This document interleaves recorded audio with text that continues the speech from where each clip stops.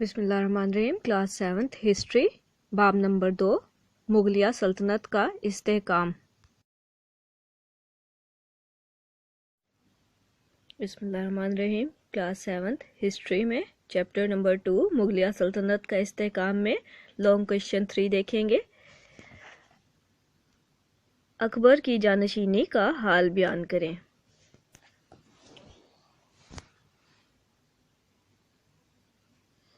Page number 26 पे जलालुद्दीन मोहम्मद अकबर का topic देखिए। इब्तदाई हालात ज़िंदगी और तख्त नशीनी। यहाँ से निशान लगाए। जलालुद्दीन मोहम्मद अकबर की पैदाइश 1542 में हुई। इसकी वालदा का नाम बयान किया गया, वालिद का नाम बयान किया गया। उसके बाद जब बताया गया हुमायूं को, वो बहुत खुश हुआ, यानी कि इसके वालिद साहब जो थे उनका नाम हुमायूं था, अकबर के वालिद का। हुमायूं ने अकबर की तालीम और तरबियत के लिए ईरान से असातिज़ा मंगवाए और कई एक मकामी असातिज़ा से खिदमात ली, लेकिन अकबर बिना पढ़ाई में दिलचस्पी और लापरवाही की शिकायत भी की। इसके असातिज़ा ने अकबर की ख्वाहिश रहती कि वह ऐसे खेलों में हिस्सा ले जिनमें वो अपनी बहादुरी, बुलंद हौसलगी और हिम्मत का इजहार कर सके। आखिर हुमायूं ने तंग आकर अकबर को इसके हाल पर छोड़ दिया। हुमायूं ने हिंदुस्तान में जब दोबारा अपनी फतूहात शुरू की तो अकबर इसके हमरा था। सिकंदर सूरी को जो शिकस्त दी गई थी, इसका सेहरा सरकारी तौर पर अकबर के सर रखा गया। हालांकि इस वक्त इसकी उम्र बहुत कम थी। इसी ज़माने में हुमायूं ने अपना वली अहद इसे मुकर्रर कर दिया अकबर को।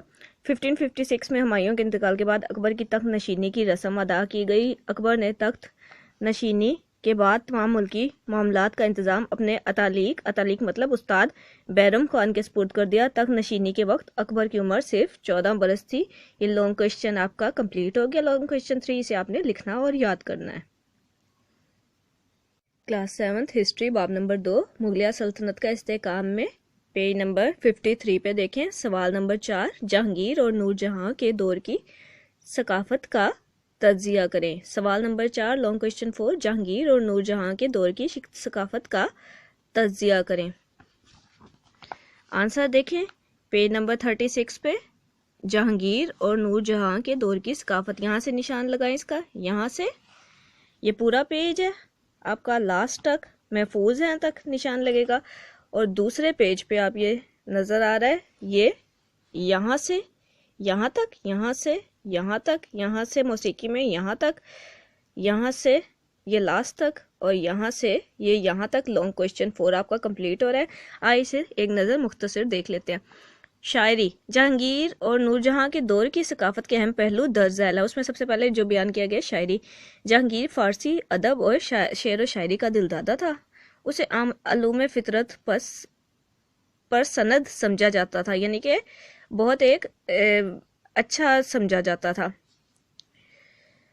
इसका इल्मी ज़ौक़ भी बड़ा बुलंद था। जहांगीर के अहद में फ़ारसी ज़बान और अदब पर बहुत काम हुआ। नूरजहां भी अच्छी शायरा थी और बहुत अच्छा भी ज़ौक़ रखती थी।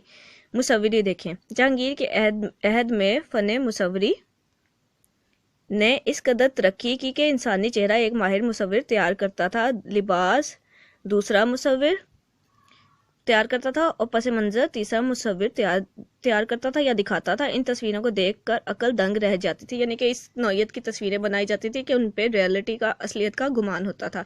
मुगलिया दबिस्तान मुसव्विरी जहांगीर के अहद हुकूमत में इसके ज़ाती ज़ौक़ व शौक़ से बामे अरूज को पहुँचा, यानी कि बहुत ज़्यादा अरूज पे पहुँचा। वो जहाँ कोई खूबसूरत फूल, परिंदा या जानवर नज़र आता, वो इन तस्वीरों को तैयार करवा लेता है। वो इन जानवरों की और परिंदों की तस्वीरों को तैयार करवा लेता था। इसकी बनाई हुई परिंदों और जानवरों की तस्वीर दुनिया के मशहूर अजायब घरों में महफूज हैं। फ़न तामीर। जहांगीर को तामीरात की बजाय मुसव्वरी का ज़्यादा शौक़ रहा, फिर भी उसके अहद में चंद खूबसूरत इमारतें तामीर हुईं।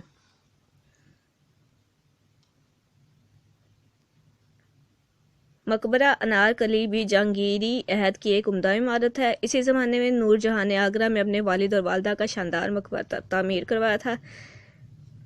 इसके बाद टॉपिक है मौसीकी। जहांगीर के अहद में बहुत सारे मौसीकार शाही दरबार से वाबस्ता थे और इनमें हिंदुस्तानियों के अलावा ईरानी और तुर्की भी शामिल थे। जहांगीर मौसीकी और मौसीकारों की बहुत सरपरस्ती करता था। उसने अपनी तुस्क यानी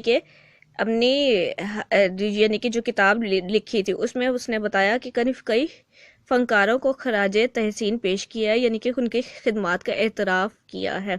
इसने तुस्क में इस वाक़या का जिक्र किया है कि एक बार उमरा की محفل میں قوال امیر خسرو کا کلام پیش کیا جا رہا تھا، ایک شعر پر ملا احمد علی کو وجد آ گیا اور اسی عالم میں اس کی روح پرواز کر گئی، یعنی کہ وہ اسی وقت اللہ کو پیارے ہو گئے اور فوت ہو گئے۔ یہ آپ کا لانگ کوشچن یہاں تک کمپلیٹ ہو گیا، اسے آپ نے لکھنا اور یاد کرنا ہے۔